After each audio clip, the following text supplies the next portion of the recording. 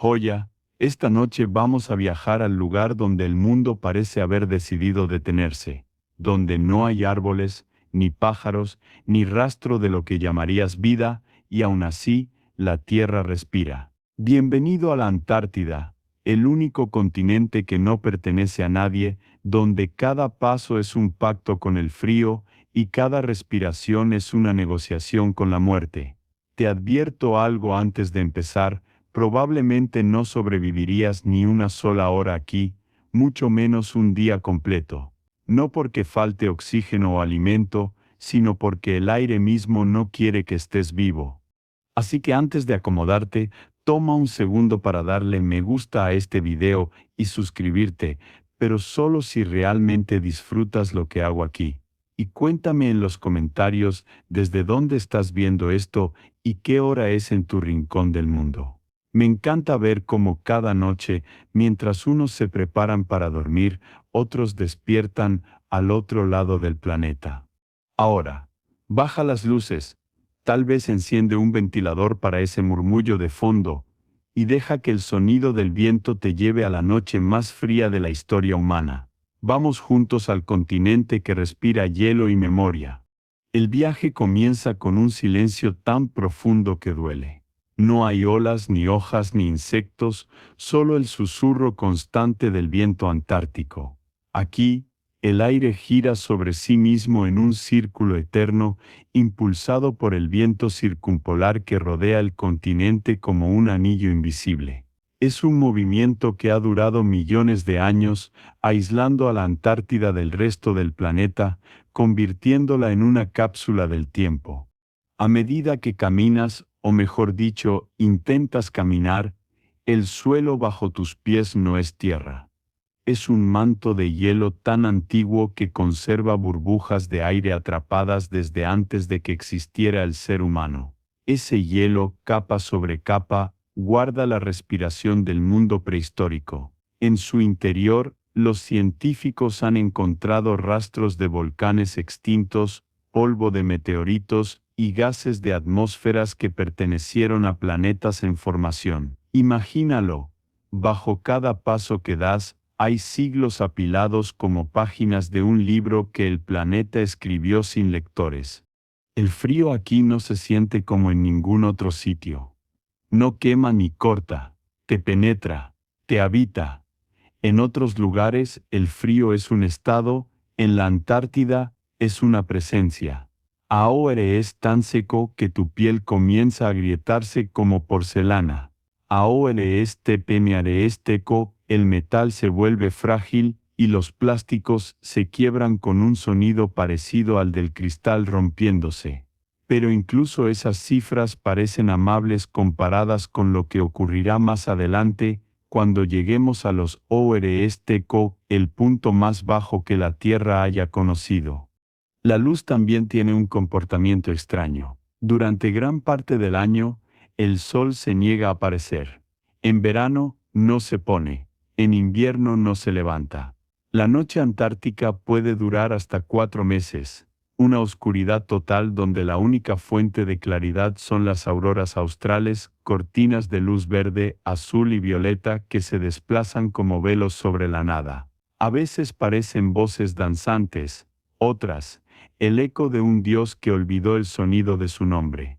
En este paisaje, el silencio tiene peso. Los científicos lo han medido, es uno de los lugares más silenciosos del planeta, más aún que el fondo del océano. No porque no haya sonidos, sino porque el aire es demasiado denso para transmitirlos. A cierta temperatura, incluso el eco muere antes de regresar. Si gritaras aquí, tu voz se disolvería como el vapor que sale de tu boca, convertido en una nube de cristales microscópicos.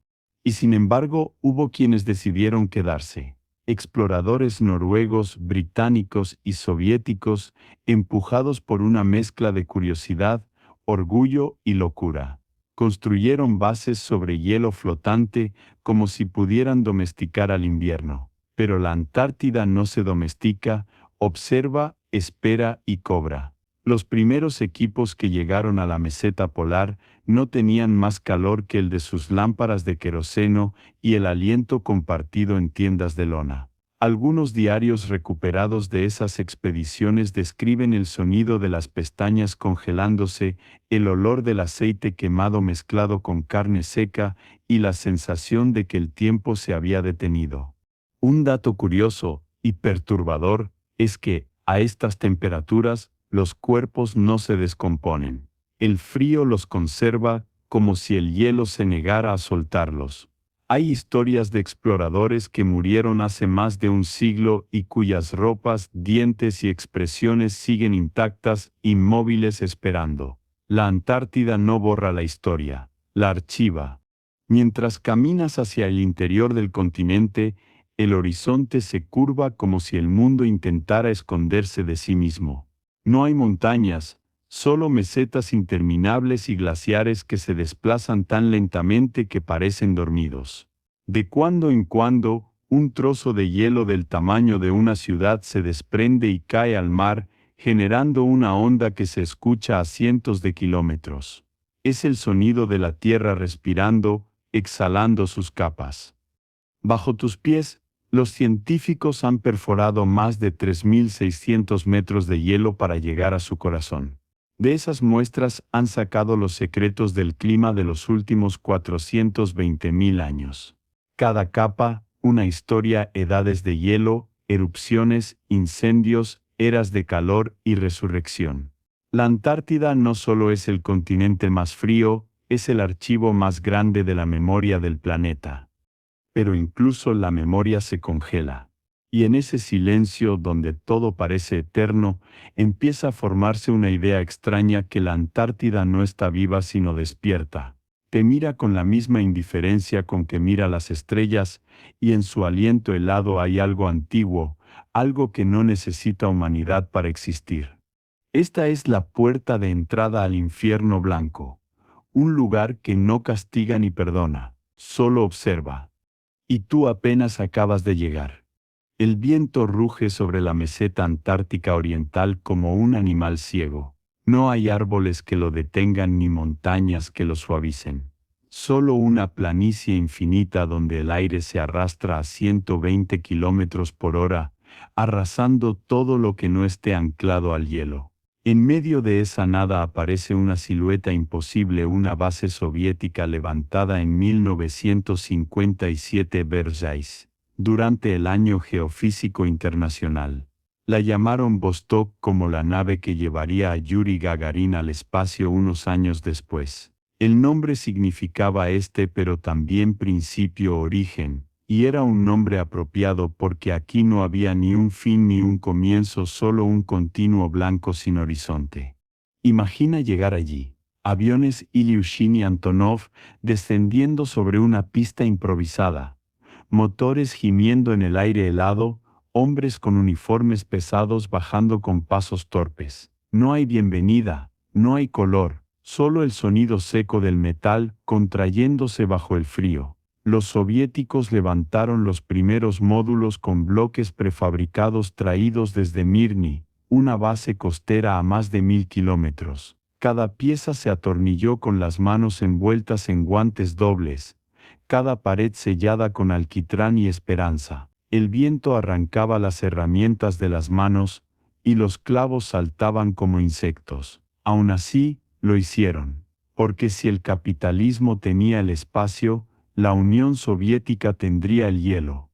La base no era más grande que un pequeño barrio, un conjunto de estructuras de acero y madera unidas por túneles que parecían entrañas. Dentro el aire olía a combustible diésel, sudor y metal oxidado. El suelo vibraba por el rugido constante de los generadores que jamás podían apagarse. Si lo hacían, las tuberías se congelaban, las paredes crujían, y los hombres despertaban con el aliento cristalizado sobre los bigotes. Dormían con las botas puestas y la ropa abotonada hasta el cuello, porque desvestirse era un lujo que el clima no permitía. La temperatura más cálida registrada dentro de Vostok rara vez superaba los 10 grados. En el exterior, La aguja del termómetro bajaba hasta los 0, a veces más. Los hombres aprendieron a moverse lentamente, a no hablar demasiado, a no reír. Las bromas podían costar oxígeno. El aire helado raspaba los pulmones como papel de vidrio. Al respirar, la humedad de la garganta se congelaba y formaba pequeños cristales que caían al suelo como sal. Los soviéticos, siempre metódicos, lo registraban todo. Las mediciones se hacían cada hora, sin importar el clima.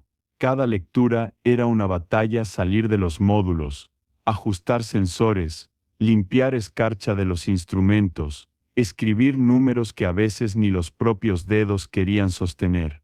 El termómetro de alcohol, el anemómetro, los sismógrafos, todos marcaban cifras que parecían imposibles. Los hombres miraban el cielo y veían un vacío azul profundo, tan claro que parecía un océano invertido. La radiación ultravioleta los quemaba incluso bajo temperaturas letales. La base estaba situada sobre una capa de hielo de casi 4 kilómetros de espesor, y debajo, sin que lo supieran al principio, dormía un lago. Un cuerpo de agua tan antiguo que había permanecido sellado por el hielo durante 15 millones de años. Nadie lo vio hasta finales del siglo XX, cuando los radares penetrantes descubrieron su contorno. Lo llamaron Lago Vostok. Era líquido, oscuro y completamente aislado de la atmósfera. Algunos científicos decían que allí podía haber vida microbiana que nunca conoció el Sol. Otros pensaban que era un espejo biológico de Europa, la luna de Júpiter. Lo cierto es que el lago estaba allí, respirando lentamente bajo los pies de los soviéticos, una cápsula de tiempo biológica esperando ser abierta.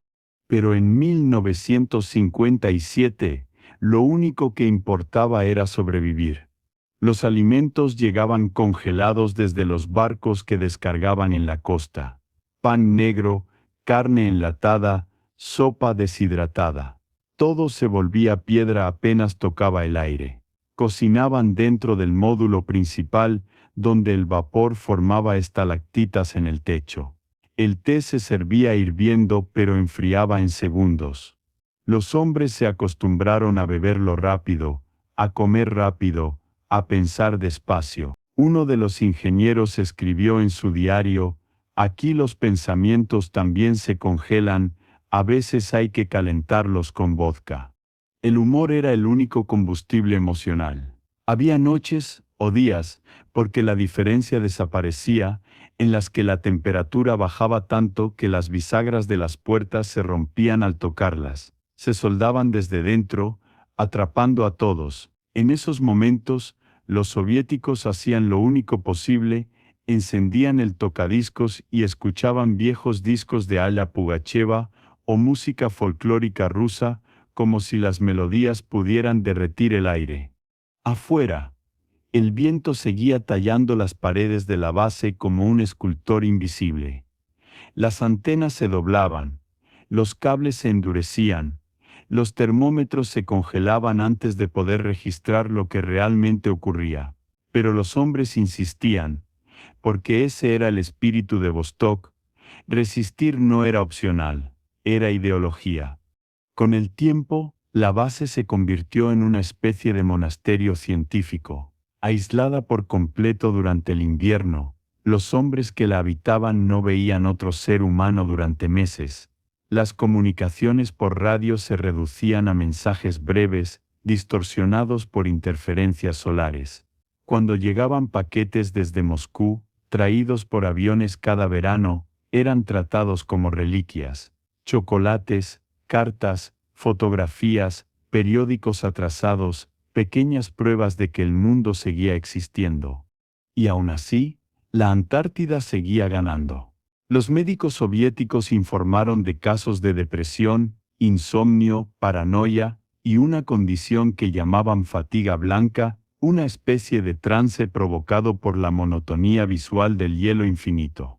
Algunos soñaban con colores, otros con calor. Un científico escribió que en las noches sin fin, el hielo comenzaba a emitir sonidos como si hablara en un idioma antiguo.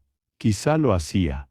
Base Vostok Era más que un puesto de investigación. Era un recordatorio de que el ser humano, por más tecnología que posea, sigue siendo un visitante en este planeta. Aquí no hay conquista, solo permiso temporal. Cada tornillo, cada aliento, cada día sobrevivido era una súplica silenciosa al continente blanco.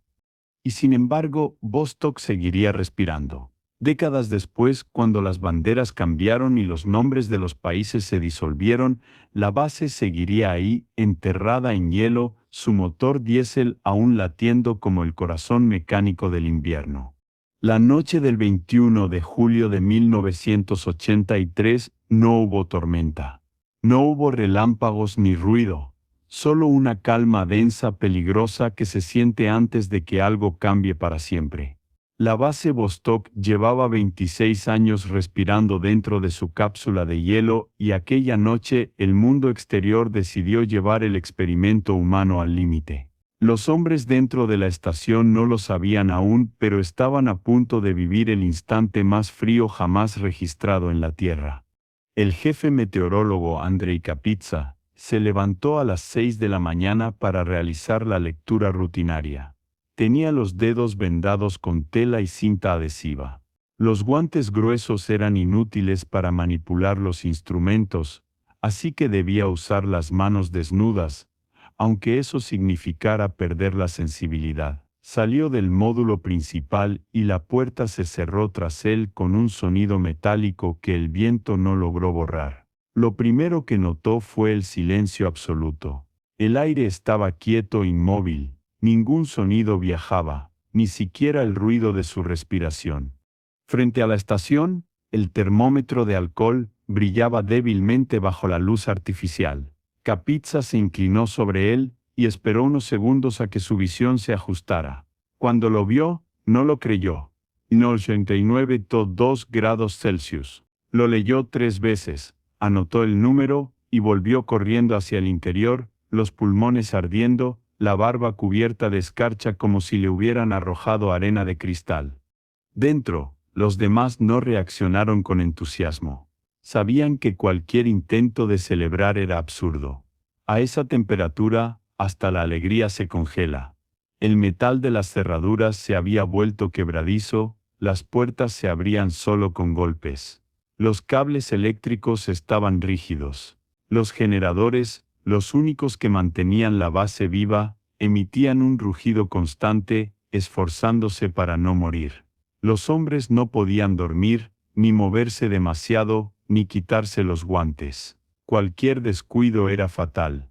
Auro 89,2 Poroborise, la piel expuesta puede congelarse en menos de 10 segundos. El aire inhalado quema la tráquea, los fluidos de los ojos comienzan a cristalizar, y el vapor del aliento se convierte en polvo blanco. Es el tipo de frío que no siente compasión, destruye sin emoción, sin sonido, sin olor. Uno de los científicos, al salir para ajustar un sensor, dejó su taza de té sobre una caja de madera. En segundos, el líquido se transformó en una masa sólida. La levantó y sonó como cerámica. La rió brevemente, pero al hacerlo, el aire le cortó los labios. Los reportes posteriores de aquella jornada describen algo más inquietante que el frío, la calma. No había viento, ni una corriente, nada se movía. Era como si el planeta entero hubiera dejado de girar. El aire pesa, escribió uno de ellos. Pesa como el agua. La atmósfera se había densificado tanto que parecía sólida. Si lanzabas una piedra, caía en silencio. Si golpeabas el hielo, sonaba como un tambor bajo el suelo. Aquel día, los soviéticos comprendieron que la Antártida no solo era el lugar más frío del planeta, era un laboratorio del cosmos. A esas temperaturas, las moléculas se comportan de manera distinta. El sonido viaja más lento. La luz se refracta en ángulos imposibles. Incluso los relojes mecánicos fallan porque el lubricante se endurece como cera. La ciencia se volvía poesía de supervivencia. El generador principal falló durante 37 minutos. En ese lapso, La temperatura dentro del módulo descendió de manera brutal. Las paredes comenzaron a emitir crujidos secos, como huesos. El hielo se expandía dentro de las grietas. Algunos hombres lloraron sin saberlo. Las lágrimas se congelaron en el acto.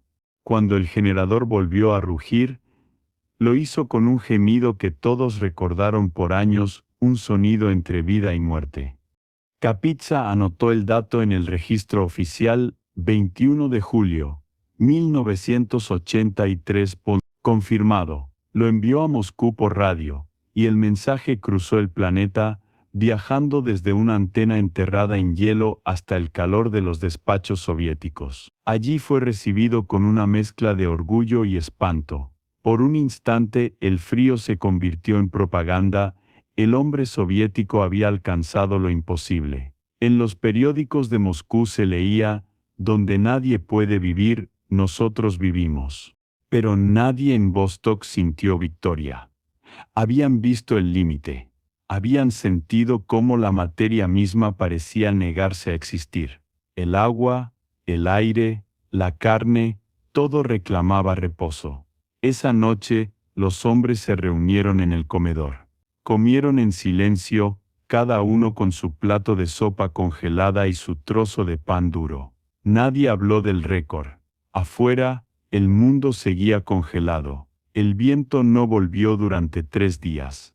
Desde entonces, los científicos que estudian la Antártida llaman a ese fenómeno el infierno blanco, porque a diferencia del fuego, el frío absoluto no destruye por exceso de energía, sino por ausencia de ella. No quema, apaga. Es la muerte sin violencia, sin color, sin rastro. Décadas después, satélites de la NASA confirmarían que el récord natural fue superado en zonas cercanas, registrando 93.2 BCT en pequeñas depresiones del hielo oriental. Pero el número de 1983 sigue siendo un símbolo. Fue el día en que la humanidad miró al vacío térmico y entendió que la vida en realidad ocupa un margen muy estrecho. Aquella cifra, escrita a mano en un papel dentro de un módulo de acero, no fue solo un dato meteorológico, fue una frontera filosófica, el punto donde el planeta mostró su verdadero rostro. Y si el infierno es el fuego, el cielo sin duda debe parecerse mucho a esto, un lugar sin ruido, sin color, sin tiempo, donde el alma se congela esperando la primavera que nunca llega. Hay un silencio especial en Vostok, más denso que el aire y más antiguo que la humanidad. Bajo la base, a casi 4.000 metros de profundidad, late un cuerpo de agua oculto al mundo desde hace 15 millones de años, el lago Vostok. En su superficie congelada el tiempo se detiene, pero en su interior, bajo toneladas de presión y oscuridad, el agua sigue líquida. Ningún rayo de sol ha tocado jamás ese abismo. Es un océano encerrado en cristal, un fósil de la tierra primitiva que respira muy lentamente esperando. Imagina estar allí, de pie sobre ese hielo que no es suelo sino techo. Bajo tus botas hay más historia que en cualquier biblioteca. Cada capa de hielo es una página escrita por el clima. Y más abajo, mucho más abajo, empieza el misterio. Los soviéticos sabían que algo existía allí, pero no podían verlo. En los años 60, los radares de penetración empezaron a enviar señales extrañas, ecos suaves, una curvatura anómala en la reflexión. No era roca, no era aire, era líquido. En 1996, décadas después de la fundación de la base, científicos rusos y británicos confirmaron lo imposible. Bajo 4 kilómetros de hielo dormía un lago más grande que el lago Ontario, sellado desde el Mioceno, completamente aislado, sin luz, sin contacto con la atmósfera, sin vida conocida, o al menos, sin vida como la entendemos. El hallazgo transformó a Vostok de una estación científica en una catedral del tiempo. Perforar el hielo no era solo una misión técnica, sino un dilema ético: cómo tocar algo que ha permanecido intacto desde antes de la evolución humana sin destruirlo. Los ingenieros sabían que cualquier contaminación, una sola bacteria moderna, podría alterar para siempre ese ecosistema virgen. Así que diseñaron una perforación cerrada, controlada, casi quirúrgica, que avanzaba milímetro a milímetro con paciencia soviética y precisión de cirujano. Durante décadas, los hombres de Vostok trabajaron en silencio. Cada turno duraba 8 horas, y el ruido del taladro se mezclaba con el rugido del generador. El hielo era duro como acero. En algunos puntos, las temperaturas alcanzaban los 60 para Kravausek dentro del túnel de perforación. La maquinaria se congelaba, el lubricante se solidificaba, los hombres respiraban vapor que caía como lluvia de agujas diminutas. A veces el taladro se detenía por días, atrapado por grietas internas, pero nadie renunció. Finalmente, en febrero de 2012, Bertri, tras más de 30 años de esfuerzo, el hielo cedió.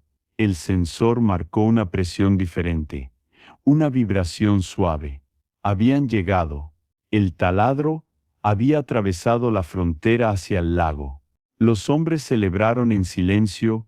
No había aplausos, solo respiraciones contenidas. Frente a ellos, a través de una columna de hielo azul oscuro, se encontraba un mundo perdido.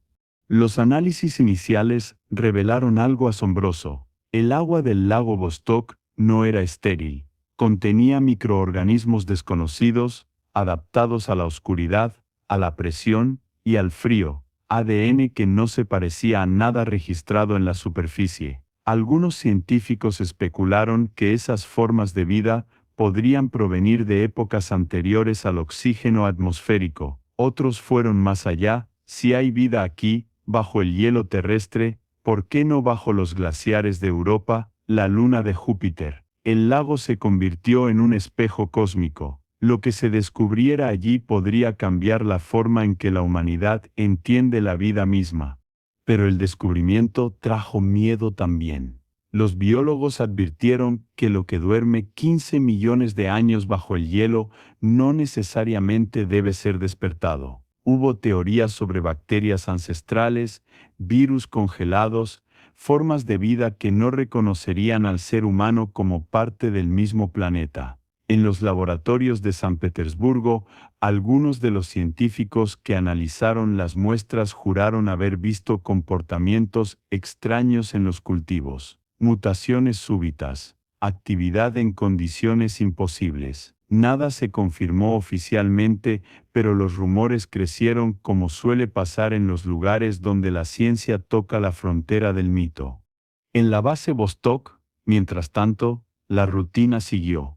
Los hombres continuaron midiendo el viento, los niveles de ozono, la temperatura del aire. En los descansos, bebían té oscuro y observaban el hielo. Sabían que bajo ellos había un mundo entero, un océano dormido bajo su cama, y esa idea bastaba para mantenerlos humildes.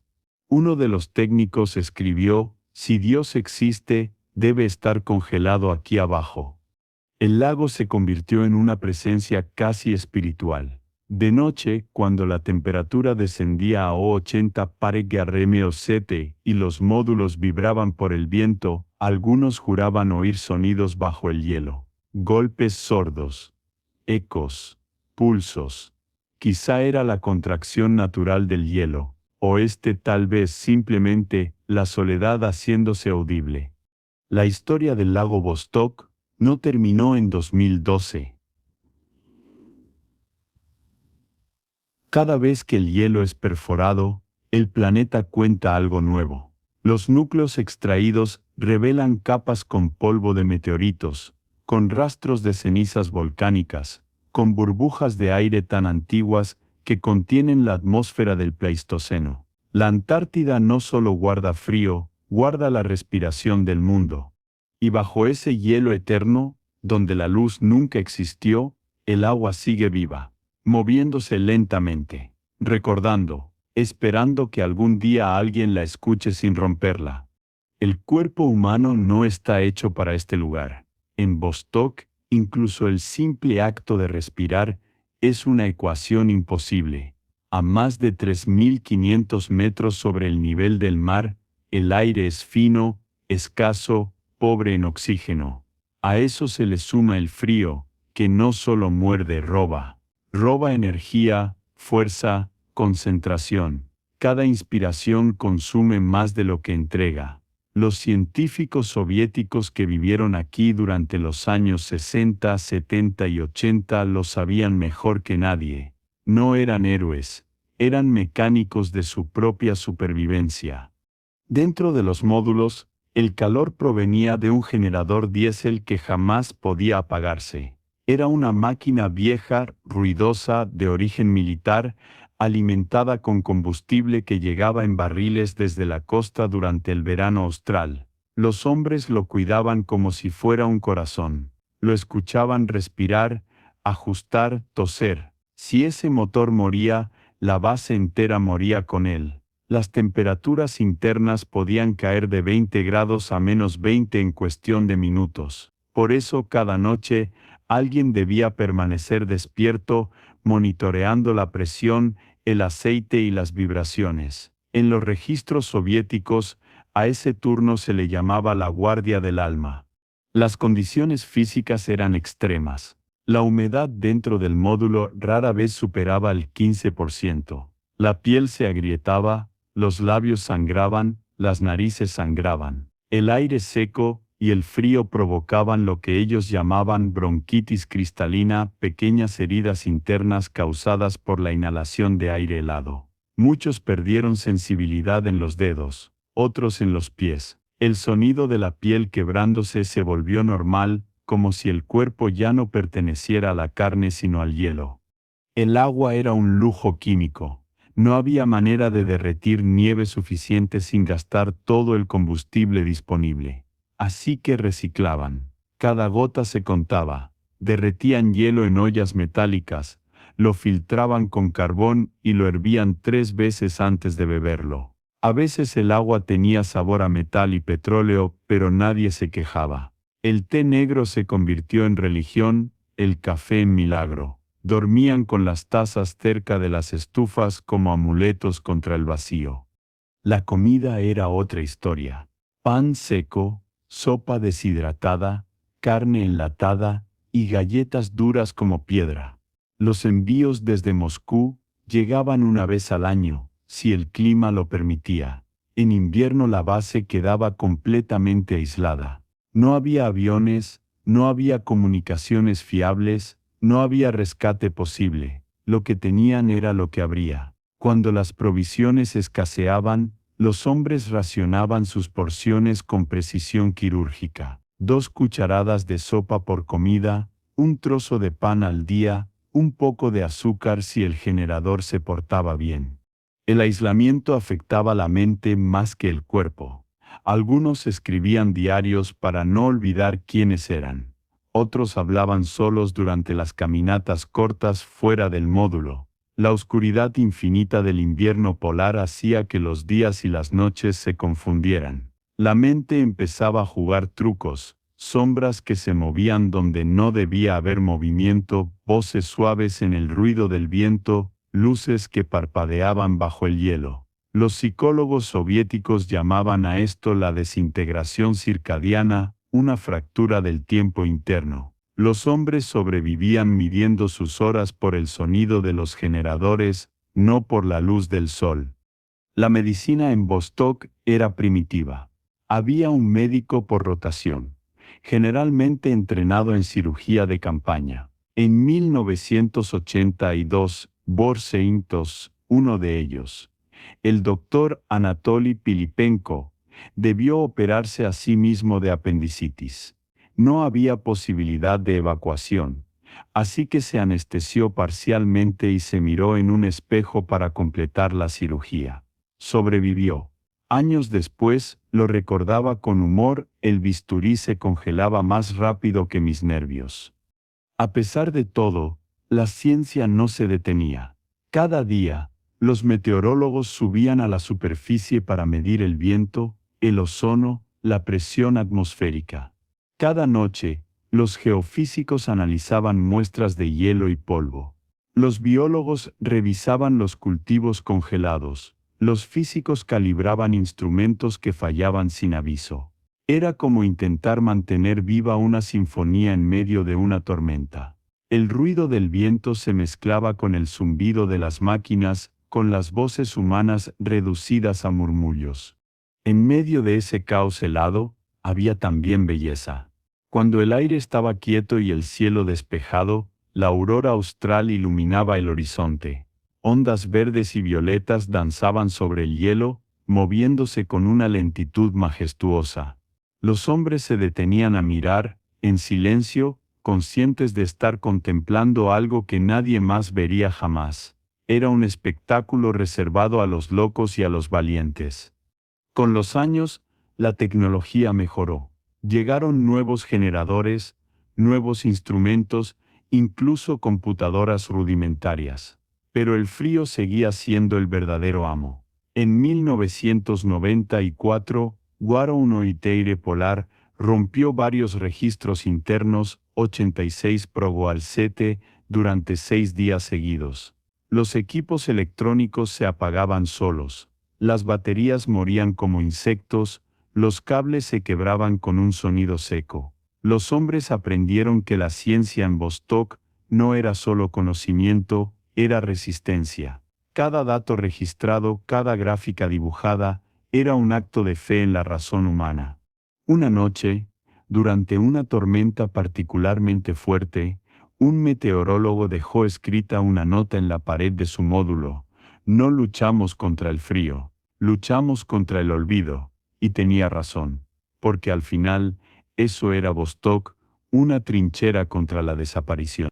Cada número, cada medición, cada hoja escrita a mano en medio del hielo más antiguo del mundo, era un testimonio de que, incluso aquí, el ser humano insistía en seguir observando.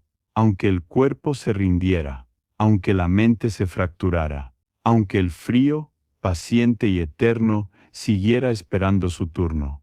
Afuera, el mundo ya no tiene sonido. No hay aves, no hay insectos, ni siquiera el zumbido del viento entre las rocas. Solo un zumbido bajo, casi imperceptible, el eco del propio oído. En Vostok, el silencio no es la ausencia de ruido, es una sustancia. Lo sientes sobre la piel, en la garganta, dentro del cráneo. A veces vibra, otras pesa. Hay noches en las que los hombres sienten que el silencio los toca, como si respirara con ellos. Nadie lo dice en voz alta, pero todos lo saben. Demasiado silencio puede romper una mente. Los psicólogos que estudiaron la vida en estaciones polares lo llaman efecto de confinamiento extremo. La mente, privada de estímulos naturales, comienza a fabricarlos. Los ojos, cansados de blanco, ven sombras. Los oídos, hambrientos de sonido, inventan voces. En los archivos soviéticos hay decenas de reportes de hombres que creían escuchar pasos en los túneles o golpes en las paredes del hielo. No había nadie, pero el cerebro no tolera tanto vacío. Uno de los geólogos de Vostok, Sergei Yermakov, escribió en su cuaderno una nota que todavía se conserva: a veces el silencio suena como agua corriendo. Me acerco al hielo y creo oír ríos. Quizá el planeta habla por debajo de nosotros. Sus compañeros no lo contradijeron. Habían sentido lo mismo.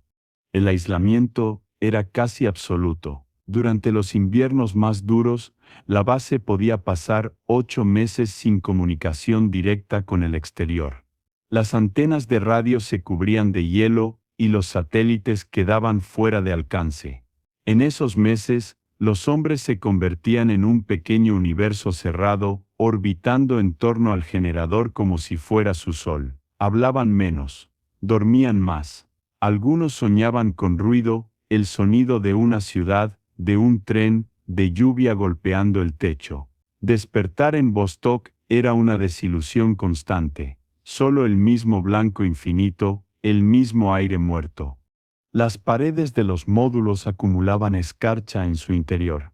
Las conversaciones dejaban rastros de vapor que se congelaban en segundos. Cada palabra literalmente quedaba suspendida en el aire. El sonido se volvía visible. Los científicos bromeaban diciendo que aquí hasta las ideas se congelaban antes de salir. Pero detrás de esa ironía había cansancio. La soledad comenzaba a erosionar algo más profundo que el cuerpo. En 1987, un meteorólogo joven sufrió un colapso nervioso. Se negaba a salir, asegurando que había alguien fuera de la base observándolos. Decía ver luces moviéndose bajo el hielo. Lo evacuaron en verano y nunca volvió. En los años 90, cuando los psicólogos rusos analizaron los informes, llegaron a una conclusión inquietante: la soledad extrema produce alucinaciones similares a las de los pilotos espaciales.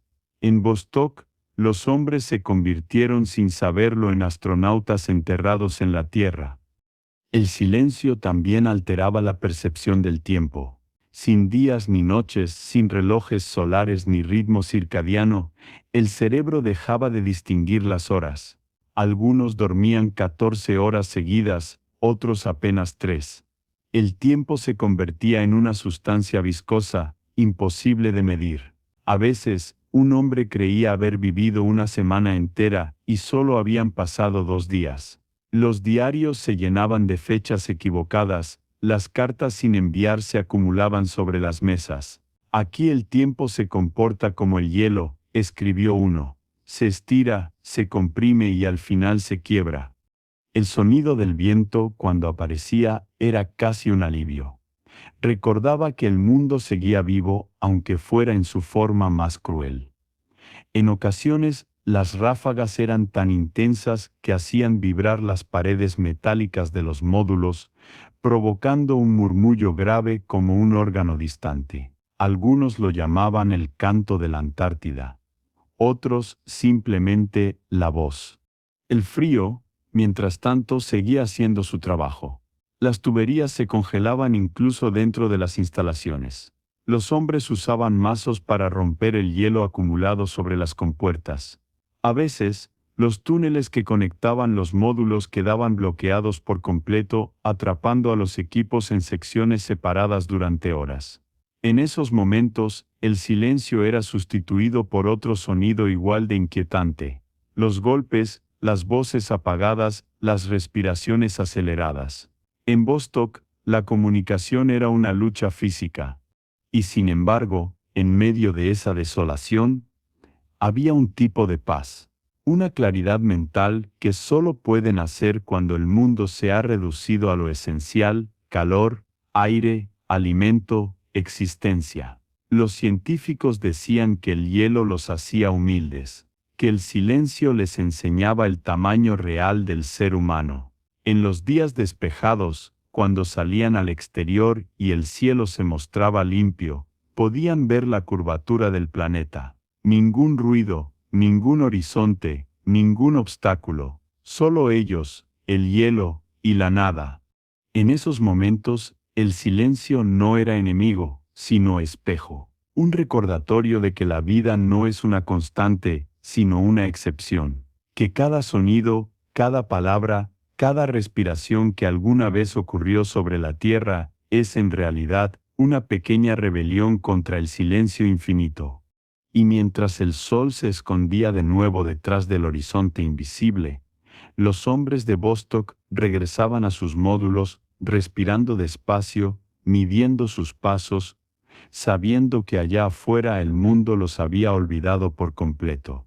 Pero el hielo no. El hielo recuerda, siempre. Afuera, el aire parece estar vivo. No se mueve, no suena, pero muerde. En Vostok, la temperatura desciende tanto que las leyes físicas se vuelven superstición. Agua 80 para de lo bote, sí, el agua no hierve ni se congela, desaparece. Agua 90 para de lo bote, sí, el vapor se transforma directamente en cristales sólidos. Es el único lugar en la Tierra donde puedes lanzar una olla de agua hirviendo al aire y ver cómo se convierte en polvo blanco antes de tocar el suelo. Es el tipo de belleza que solo existe donde el dolor es inevitable. Los hombres de la base, Aprendieron a medir la vida en grados. Cada actividad tenía un rango de temperatura. Salir a revisar los instrumentos, no menos de oro 65, limpiar las placas solares o los sensores de radiación, prohibido si la piel arde al respirar. Lo sabían por experiencia, no por manuales. A esas temperaturas, el metal se vuelve traidor, las herramientas se pegan a los guantes, la lengua al aire, los párpados a las gafas. Un solo error, un segundo de distracción, y la piel queda atrapada por la propia atmósfera. El aire no se siente frío, se siente denso. Es tan seco que absorbe la humedad de los pulmones con cada respiración. El cuerpo pierde agua sin sudar. Los labios se agrietan, la nariz sangra, los pulmones arden. Los médicos lo llaman hipoxia fría, una forma lenta de asfixia. El corazón late más rápido, intentando compensar la falta de oxígeno, pero el cuerpo no responde. En los registros de la base hay docenas de casos de desmayos breves, pequeñas pérdidas de conciencia durante las caminatas de rutina. Nadie lo considera un accidente. Es solo el hielo recordándote quién manda. Las máquinas tampoco están a salvo. El diésel se vuelve espeso como miel. Las baterías mueren sin aviso. Los cables se parten con el sonido de ramas secas. Los instrumentos meteorológicos deben ser calentados con lámparas de alcohol antes de usarlos, como si fueran criaturas vivas. Incluso los relojes se detienen. Los hombres los colocan bajo las axilas o los envuelven en mantas para que sigan latiendo. Cada aparato, cada objeto, necesita calor para existir. Aquí, hasta la materia depende del fuego. A veces, los científicos experimentaban con el comportamiento de los materiales. Llenaban globos con aire caliente y los soltaban. No ascendían, caían, pesados, aplastados por la densidad del aire. O lanzaban una pelota y la veían rebotar sin sonido. A oro 80 parier site, incluso la vibración se congela. Si golpeas una barra de acero, suena como vidrio. Si respiras cerca de una superficie metálica, tu aliento deja una capa de escarcha tan densa que parece nieve en miniatura. Es como vivir en un mundo que se está apagando, molécula por molécula. Una tarde, durante una caminata para calibrar los sensores solares, un técnico arrojó al aire un vaso de té hirviendo. Los demás observaron cómo el vapor se transformaba en una nube brillante, una especie de polvo luminoso suspendido en el aire, que desapareció en segundos. Nadie habló, no había nada que decir. Era como ver evaporarse el alma del planeta. La comida se volvía otro experimento. Las sopas se solidificaban antes de llegar a la boca. El pan se partía como porcelana. La carne tenía textura de piedra. En los días más duros, los hombres calentaban latas de conserva con sus propias manos, porque los quemadores no funcionaban. Uno de los cocineros bromeaba: aquí hasta el hambre tiene que derretirse. Y en cierto modo era verdad. Comer era un acto de voluntad, no de placer. Pero no todo era desesperación. En esos días de temperaturas imposibles, la luz del sol, cuando aparecía, creaba paisajes irreales. El hielo se teñía de azul profundo, el cielo se volvía casi violeta. Los cristales de escarcha formaban halos alrededor del sol, un fenómeno llamado parhelio. Parecían tres soles alineados sobre el horizonte. Los soviéticos, supersticiosos incluso en la ciencia, lo llamaban el ojo de Dios. Algunos decían que cuando aparecía, el frío estaba a punto de romper un récord.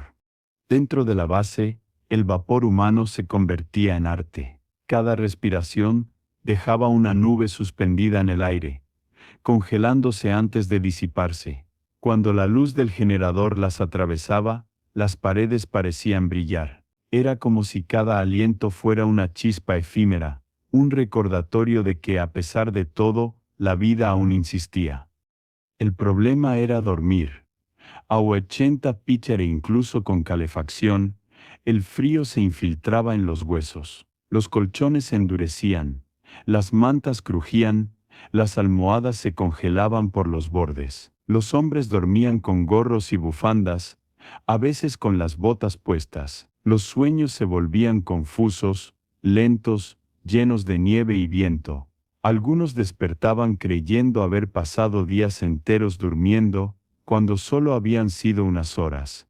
Los rusos tenían un dicho: aquí el invierno no te mata, te domestica. Y tenían razón. El frío de Vostok no destruye, reeduca, enseña a moverse más despacio, a respirar con cuidado, a hablar solo lo necesario, a sobrevivir no como un conquistador, sino como un huésped tolerado. Y cuando cae la noche, cuando el termómetro se hunde más allá de lo imaginable y el aire se vuelve polvo, la base entera parece desaparecer. Solo quedan los faros del generador, un parpadeo débil en medio de la nada. Desde el espacio los satélites apenas pueden detectarla. Una chispa microscópica en el lugar más hostil del planeta. Pero mientras esa chispa siga encendida, la Tierra recordará que alguna vez hubo hombres lo bastante obstinados como para mirar al vacío y decir, todavía no. Décadas después de que los soviéticos registraran aquel infernal 89T2 en 1983, el planeta siguió girando. Los imperios se disolvieron y el muro cayó, pero el hielo siguió allí, inmóvil, como si el tiempo en la Antártida no obedeciera las reglas del resto del mundo. La Unión Soviética desapareció, la bandera roja se descolgó de Vostok y la base pasó a manos de la Federación Rusa, más pobre, más silenciosa, pero aún respirando. Y entonces fue el cielo quien continuó la observación. En agosto de 2010, los satélites de la NASA comenzaron a revisar los datos térmicos de la Antártida Oriental. Los sensores MODIS, instalados en los satélites Terra y Aqua, escanearon la meseta helada a través del infrarrojo. Lo que encontraron fue tan inquietante como hermoso: pequeñas depresiones entre las dunas de hielo, donde el aire frío, más denso, quedaba atrapado. Pozos invisibles de temperatura extrema. Allí, el frío descendía más allá de cualquier límite conocido. Los datos se verificaron, y en julio de 2010 se registró un nuevo récord. El hallazgo fue confirmado en 2013 por Ted Escambos y su equipo del National Snow and Ice Data Center. Analizaron imágenes satelitales de más de una década, comparando reflectividad, radiación y topografía. Descubrieron que los puntos más fríos no eran la base Vostok, sino pequeñas crestas al este de la meseta antártica, donde el aire quedaba atrapado durante noches ininterrumpidas. Era el tipo de frío que solo podía existir cuando el cielo estaba absolutamente despejado y el viento completamente ausente. En otras palabras, el silencio absoluto de la atmósfera. El récord no fue medido con termómetros, sino con luz. El satélite detectó la radiación emitida por la superficie del hielo, una cifra calculada con precisión científica, pero imposible de imaginar. Ningún ser humano había estado allí. Ninguna máquina podría resistirlo. Ni siquiera Vostok, con sus módulos de acero reforzado, habría sobrevivido. AOERO 93.2.0. La resistencia del metal cambia. Los cables se vuelven quebradizos, los circuitos colapsan. Es el punto donde incluso la tecnología se rinde. Para los climatólogos, fue una revelación. El planeta había mostrado su fondo térmico, su límite natural. No era solo una cifra, era la frontera entre lo vivo y lo inerte. El hielo de esa región se comportaba como un cristal cuántico, reflejando la radiación solar y atrapando el frío como si fuera una sustancia. A esas temperaturas, el dióxido de carbono comienza a cristalizarse. Es decir, el aire mismo puede congelarse. Las imágenes captadas por los satélites mostraban un paisaje sin movimiento. Ni grietas, ni sombras, ni ondulaciones. Solo una superficie pulida, perfecta, azul pálida. Parecía un espejo de otro mundo. Los científicos lo compararon con la superficie de Plutón, cuya temperatura media ronda los 0,2. En cierto modo, la Antártida era la pequeña luna helada de la Tierra, su reflejo interno, su advertencia. El dato recorrió los titulares del mundo por unos días. Los periódicos lo presentaron como curiosidad científica. Pero para los hombres que habían vivido en Vostok, fue algo más profundo. Sabían lo que significaba ese número. Sabían lo que se siente cuando el aire duele, cuando el silencio se vuelve materia. Uno de los veteranos, entrevistado en 2014, Berkeo dijo: "No me sorprende. El frío de la Antártida no tiene techo, solo profundidad". Los satélites siguieron observando, como si la Tierra fuera un paciente bajo vigilancia médica. En los años siguientes, las temperaturas más bajas siguieron rondando los mismos valores, con pequeñas variaciones. Ningún otro lugar del planeta se acercó jamás a esas cifras, ni el Ártico, ni las cimas del Himalaya, ni las noches más crudas de Siberia. Solo la Antártida, la gran tumba blanca, seguía respirando en ese ritmo glacial. En 2018, nuevos sensores térmicos lanzados al espacio confirmaron lo que los datos de 2010 habían insinuado.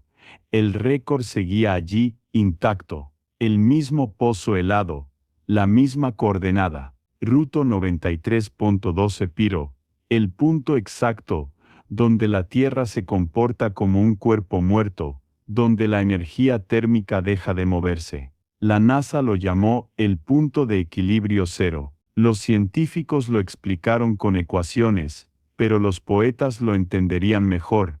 Era el instante en que el planeta se detiene a respirar. A esa escala, el frío ya no es solo un fenómeno meteorológico. Es una condición filosófica. La Antártida, en su silencio absoluto, se convirtió en un espejo del universo. Porque allá afuera, más allá de la atmósfera, el espacio también es frío. Y cuando el calor se extingue, lo que queda no es la nada sino la quietud. En los archivos de la NASA hay una imagen que lo resume todo. Un mapa térmico de la Antártida Oriental, pintado en tonos de azul. En el centro, una mancha más oscura que todas las demás, el epicentro del frío absoluto. Si la observas detenidamente, parece un ojo. No un ojo humano, sino el ojo del planeta, mirándonos desde su región más silenciosa, como si nos recordara que la vida es una casualidad, un accidente en medio del hielo cósmico. Y en ese ojo helado, el tiempo no pasa, solo espera. Bajo la base Vostok, los hombres no solo enfrentaban al frío, perforaban el pasado. A 3.600 metros de profundidad, el hielo se convierte en historia. Cada capa, un año. Cada burbuja de aire, una respiración atrapada de un planeta distinto. El hielo es un archivo, una biblioteca sin letras, y los soviéticos fueron los primeros en leerla con paciencia monástica. Desde los años 70, los geofísicos rusos comenzaron a extraer núcleos de hielo, cilindros largos, translúcidos, de aspecto casi espiritual, que contenían las huellas químicas del clima antiguo. En su interior, el aire había permanecido sellado durante cientos de miles de años. Las concentraciones de dióxido de carbono, metano y nitrógeno podían ser medidas con precisión asombrosa. En cada burbuja microscópica estaba grabada la respiración de eras olvidadas, glaciaciones, erupciones, catástrofes, renacimientos. Cuando el Instituto Antártico de San Petersburgo analizó los núcleos extraídos entre 1982 y 1998, los resultados fueron casi metafísicos. Esos tubos helados contenían un registro continuo de más de 420.000 años de historia climática, 4 eras glaciares completas, 4 periodos de renacimiento cálido. Era literalmente la memoria del planeta antes del ser humano. Al observar las muestras bajo la luz del laboratorio, los científicos vieron pequeñas líneas, capas finas, separadas por ligeras variaciones de color. Cada una representaba una estación, un ciclo de vida y muerte. Algunas contenían partículas de polvo del Sáhara, viajeras atrapadas en el aire y arrastradas por vientos que cruzaron continentes. Otras, rastros de ceniza volcánica de erupciones ocurridas hace milenios. El hielo hablaba, solo que lo hacía en otro idioma. Las muestras también contenían una lección inquietante. Comparando las concentraciones de gases antiguos con las actuales, los científicos vieron la aceleración brutal del cambio. En los núcleos más profundos, el dióxido de carbono oscilaba lentamente, como un pulso natural. En los últimos centímetros, el tiempo moderno, la curva se disparaba. Era como ver el corazón de la Tierra entrar en taquicardia. El hielo, tan callado durante milenios, gritaba. El proceso de extracción era lento, casi litúrgico. Cada perforación duraba horas. El taladro descendía con un zumbido constante, cortando el hielo con precisión milimétrica.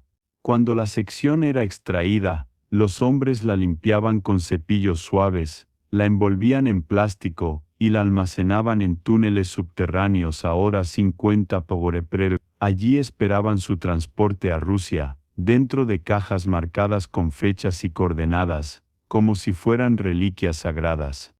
El laboratorio de análisis era una mezcla de tecnología soviética y paciencia humana. Los tubos de ensayo se alineaban sobre mesas metálicas.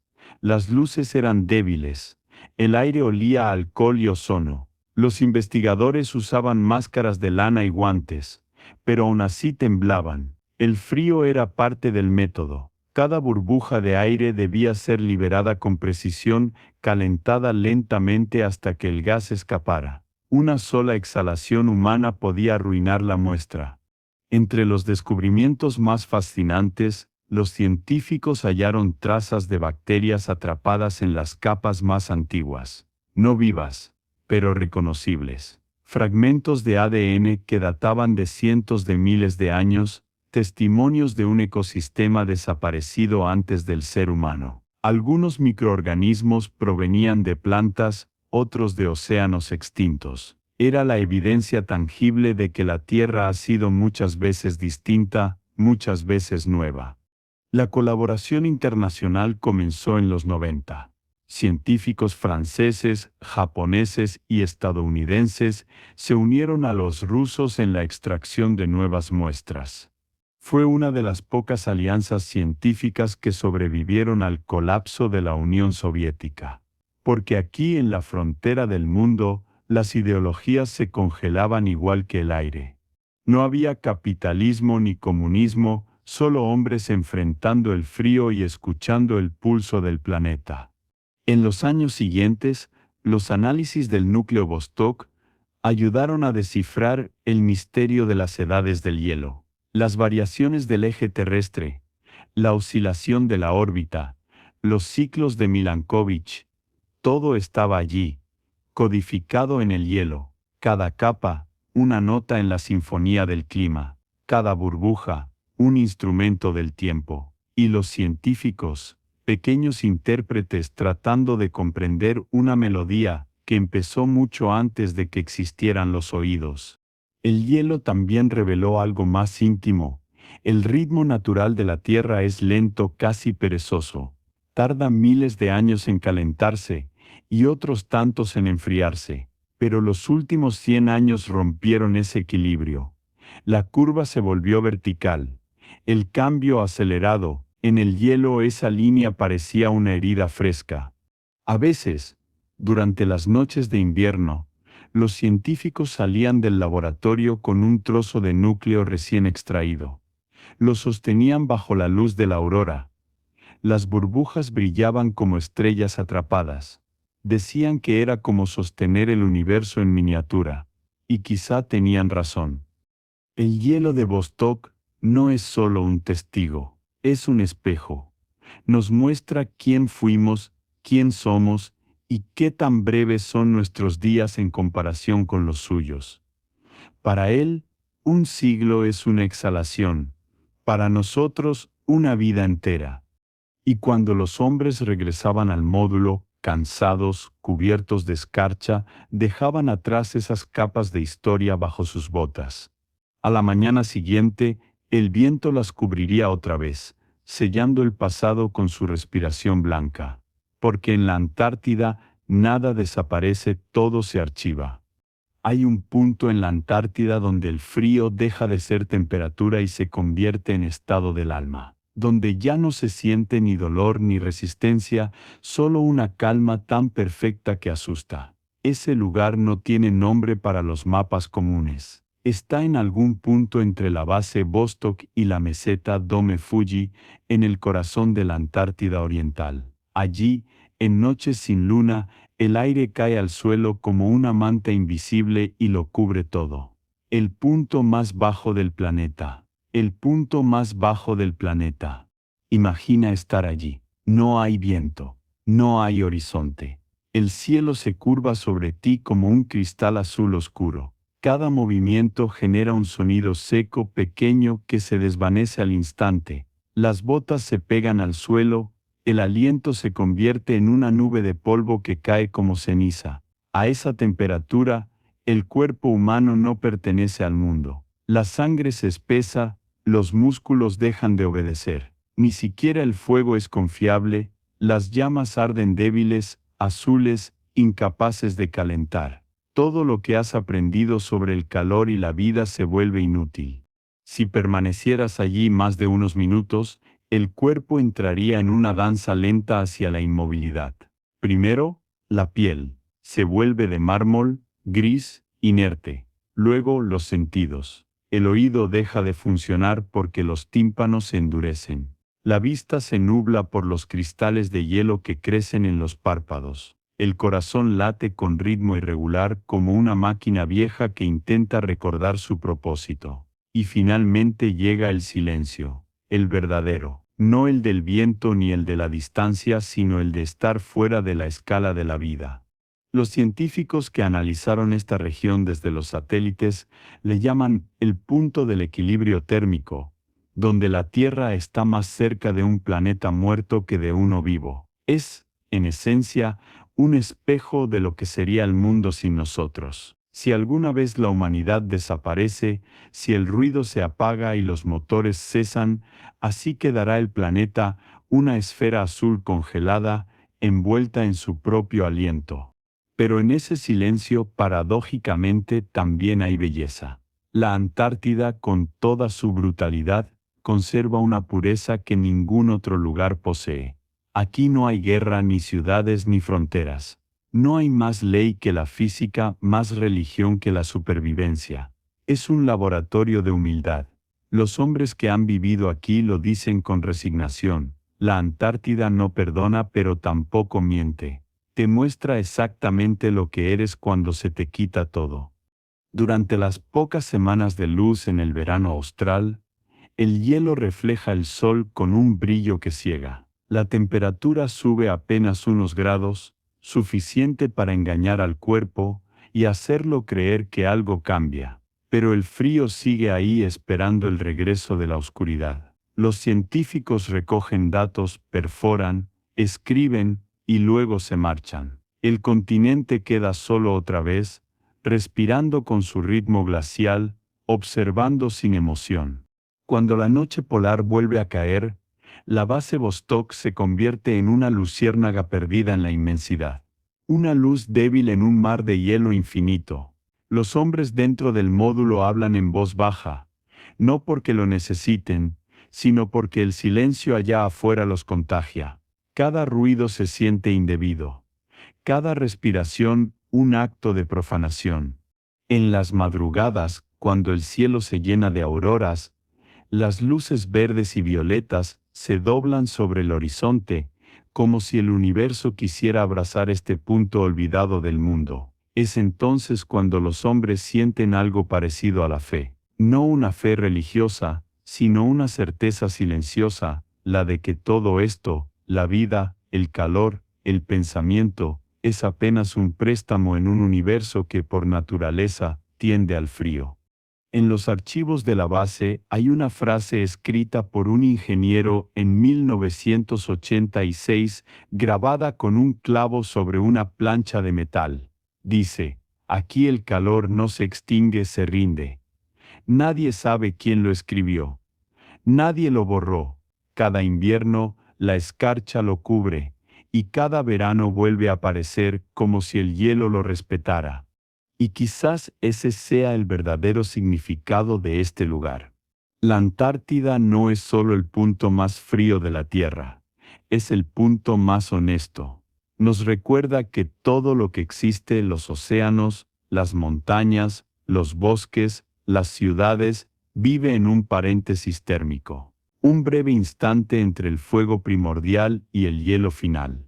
El planeta sobrevivirá a nosotros, como sobrevivió a los dinosaurios, a las eras del hielo, a los imperios y a las guerras.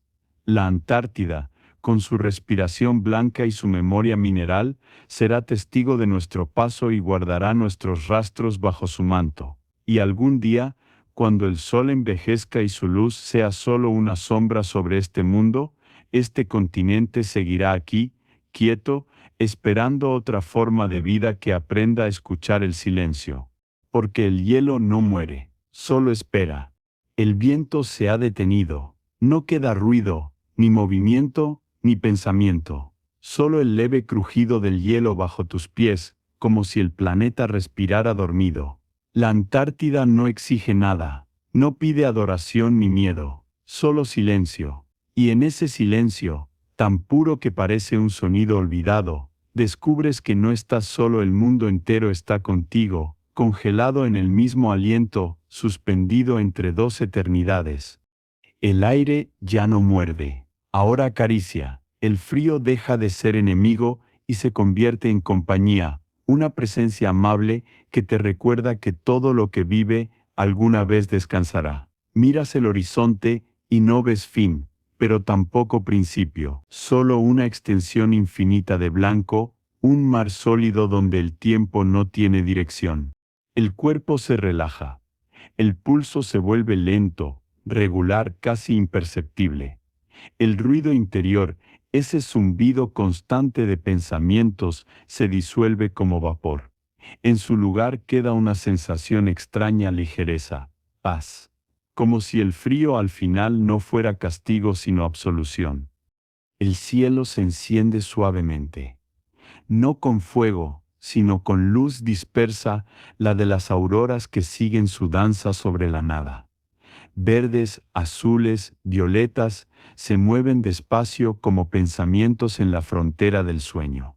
Por un instante, la Antártida deja de parecer muerte y se convierte en un santuario, un templo de quietud donde incluso el calor del alma se rinde agradecido.